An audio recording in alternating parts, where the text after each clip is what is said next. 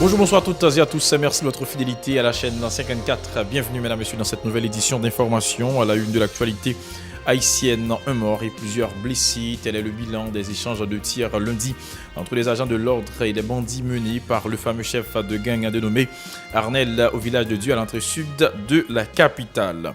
Le Premier ministre haïtien Jacques Lafontaine, contrarié par des députés opposés à la présentation du bilan de son gouvernement pour les 5 derniers mois lors de la rentrée parlementaire, il est reproché au Premier ministre de n'avoir pas soumis aux parlementaires les dossiers des 5 nouveaux ministres ayant intégré le gouvernement en avril dernier. Le président de l'Assemblée nationale fustige le comportement des parlementaires qui choisissent la voie des ondes à l'hémicycle pour faire débat sur la conjoncture, ce qui est contraire à leur mission, rappelle Joseph Limbert. Il les appelle à un sursaut patriotique, notamment pour la période de la Coupe du monde de football. Le directeur de la protection civile, Jerry Chandler, annonce qu'une enveloppe de 2 millions de gourdes est disponible pour chacun des 10 départements géographiques du pays dans le cadre de la saison cyclonique. Et puis à l'étranger, tous les regards sont tournés sur Singapour où les présidents américains Donald Trump et nord-coréen Kim Jong-un se préparent à se rencontrer mardi. Voilà, mesdames et messieurs, pour l'essentiel de cette édition. Restez branchés sur la chaîne 54.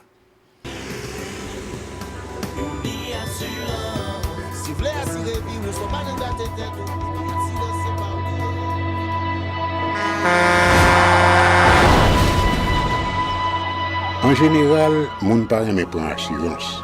Yo considéré que son l'argent rejeté. Et pourtant, l'argent assurance te doué dans budget ou à côté l'argent caille avec l'argent mangé. Li là pour les deux ou traverser un mauvais pas. Gardez tout à côté ou. Ouais comment gros problème qu'on entre sur monde sans attendre. Mandez Dieu pardon, ça qu'arrive autour. Une assurance dit ou précaution pas capon. Les malheurs arrivés, les faux amis flair à saison a fait comme si on pas de jambe connaît ou. Une assurance après rétaver ou pour le dire continuer vivre la vie ou quitter ce course là non mais nous. Une assurance. Vivez en toute assurance. Bienvenue, mesdames et messieurs, dans le développement du journal. Comme annoncé en titre, une situation de panique s'est installée depuis ce week-end au quartier de Martissan suite à des affrontements entre des bandes armées rivales ayant fait plus de 3 morts selon des résidents. Cet après-midi, des échanges de tirs entre les agents de l'ordre et des bandits menés par le redoutable chef de gang dénommé Arnel ont fait un mort et plusieurs blessés au sein des riverains du village de Dieu, a indiqué notre reporter Yvner Silla Fanor. Il en a profité pour apporter des précisions sur la mort d'une personne que l'on faisait passer pour un proche d'Arnel. Écoutons-le. L'Église a célébré jubilé des 75 ans de la consécration d'Haïti à Notre-Dame du Perpétuel Secours. Et depuis le 8 décembre 2017, donc tout évêque dans ce stade-là, au cours de lancement de la neuvaine, a été lancé un événement pour tout le pays. Les 10 départements concernés et les 10 diocèses du pays concernés, c'est-à-dire tout chrétien catholique concerné avec l'événement ça et jubilé 75 ans, consécration d'Haïti à Perpétuel Secours. C'est 7 mois de prière, 7 mois de rencontres, c'est 7 mois de célébration pour le pays par l'intercession de la Vierge Marie. Et en même temps, tous ces 7 mois, tout côté que tout le monde, tout catholique, et mettait ensemble pour nous la prière, non seulement pour le pays, mais pour tout le monde capable réellement centrer sur l'essentiel qui c'est la vie nous qui comptait pour mon Dieu et la vie nous qui comptait non seulement pour le monde mais pour aider le monde à venir plus monde et venir plus chrétien. Donc jubilé c'est ça et jour 27 là c'est le jour J. Direction à présent du Parlement haïtien où le Premier ministre Jacques Lafontaine a essuyé un camouflet lundi de la part d'un groupe de députés opposés à la présentation du bilan de son gouvernement pour les 5 derniers mois lors de la rentrée parlementaire. Il est reproché au Premier ministre de n'avoir pas soumis aux parlementaires les dossiers des 5 nouveaux ministres ayant intégré le gouvernement en avril dernier. Dans l'intervalle, le président de l'Assemblée nationale appelle ses poulains à un sursaut patriotique pour s'acquitter de leur mission, particulièrement pendant la Coupe du monde de football. La ce reportage a signé Michel Allu et Francinus.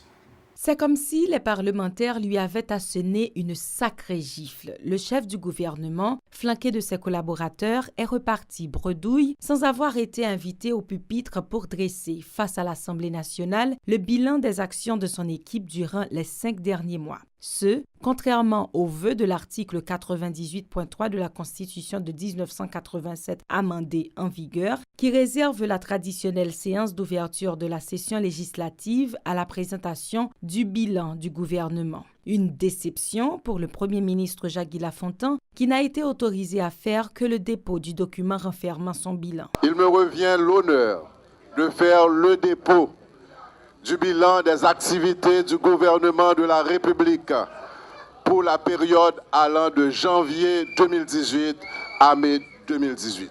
Le premier faux pas du chef de la primature, la soumission quelques heures seulement avant la séance des dossiers des 5 nouveaux ministres ayant intégré le gouvernement en avril dernier, pourtant sollicités depuis la même période par les parlementaires protestataires, explique le député Sinal Bertrand. 5 ministres sont supposés mettre au dehors dans le Parlement, ça t'a dit, et symboliquement, ils ont tout évoqué. Le Sénat de la République, là, on connaît qui Jean Lié lui-même, c'est intérêt personnel, ils ont accepté d'entrer. Mais dans la Chambre des députés, nous ne sommes pas d'accord que Mounsa a entré ici. Le président de l'Assemblée nationale, Joseph Lambert, reconnaît qu'il lui a fallu beaucoup de courage pour trancher en posant un acte inhabituel. Il y a des revendications à travers l'Assemblée qui étaient des revendications qui sont justes. Nous ne sommes pas capables, nous-mêmes, dans l'Assemblée, accepter que le gouvernement lui fait dépôt là, de façon solennelle, gens que nous comptons faire dans le temps, il n'y a pas aucun problème, parce que nous pouvons connaître statut véritable 5 nouveaux ministres. Les députés et sénateurs minoritaires avaient annoncé la couleur dès le début de la séance, exprimant à haute voix leur grief contre le chef du gouvernement, un tohu-bohu qui a valu plusieurs rappels à l'ordre du président de l'Assemblée nationale. Les députés interpellateurs Abel Descollines et Noël Saint-Baudelaire assimilent l'échec du Premier ministre Jacques Lafontaine devant l'Assemblée nationale à une victoire pour le groupe minoritaire à la Chambre des députés. Leur déclaration au micro de Edlen Vernal de Francineus. Jacques Lafontaine sorti par la petite porte, puisqu'il est prévu que le Premier ministre doit présenter bilan de politique générale. Donc, le fait que c'est un gouvernement, son Premier ministre, qui n'a pas respecté la Constitution, qui a violé les lois de la République, donc nous autres de la minorité, nous avons fait œuvre qui vaille, bien que de monde qui a pensé que le bien sorti, mais il sorti par là. Pendant que nous gagnons une interpellation qui pendant contre le Premier ministre, si je dis un Premier ministre comprend le message qui passe là, il a de démission. Il n'a pas même besoin de temps, séance d'interpellation, il a de démissionner dans la mesure où il a une capacité pour remplir le devoir constitutionnel pour présenter bilan devant l'Assemblée.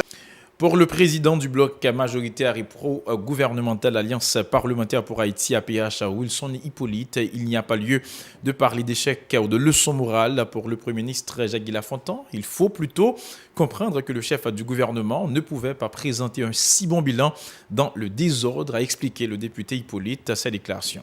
Il n'arrive pas à lire son bilan, mais il arrive quand même à faire le dépôt. Pas une victoire de l'opposition, écoutez, monsieur, non, nous sommes d'accord avec moi, comme je l'ai dit tout à l'heure. Le Premier ministre n'a pas qu'à prendre lecture de un tel bilan dans la turbulence, dans le bruit, dans le désordre. Ça n'a pas affaibli, c'est pas de volonté parler. Il était là pour prendre lecture du bilan. Il n'est pas en humiliation, il n'est pas en échec total, parce que ma pour dire encore, le Premier ministre était là pour qu'il te prenne lecture de bilan activité gouvernementale. Nous restons au Parlement haïtien où le président de l'Assemblée nationale s'est montré très critique vis-à-vis des députés et sénateurs à l'occasion de l'ouverture de la deuxième session législative de cette année. Ce lundi, Joseph Lambert reproche notamment aux membres des groupes majoritaires pro-gouvernementaux des deux branches du Parlement leur manque de productivité. Le président du Sénat a appelé les parlementaires à se garder d'alimenter des débats stériles dans les médias, mais à assumer plutôt leur responsabilité d'élus en redonnant l'espoir et l'optimisme aux citoyens, notamment à la jeunesse avide de modèles. Nous sommes le mal nous le problème et nous devons le résoudre, a martelé Joseph Lambert, qui appelle la CIPER à un sursaut patriotique et professionnel, notamment pendant la période de la Coupe du monde de football. Notre République vit actuellement des jours difficiles, a par ailleurs reconnu le président de l'Assemblée nationale, qui condamne des positions de certains secteurs et groupes sans le nommer, qu'il estime défavorables à la stabilité